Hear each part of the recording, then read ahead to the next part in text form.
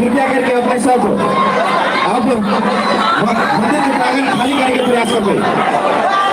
जिनका कार्यक्रम खाली खत्म हो गए कृपया करके मंदिर के प्रांगण खाली करने के प्रयास कर स्वयं सेवक साथी सब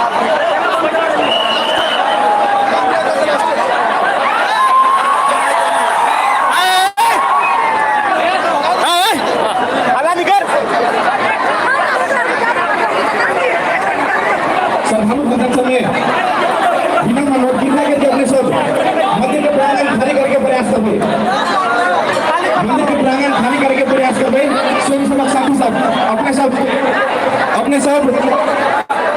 कृपया कर श्रद्धालु भक्तन सबके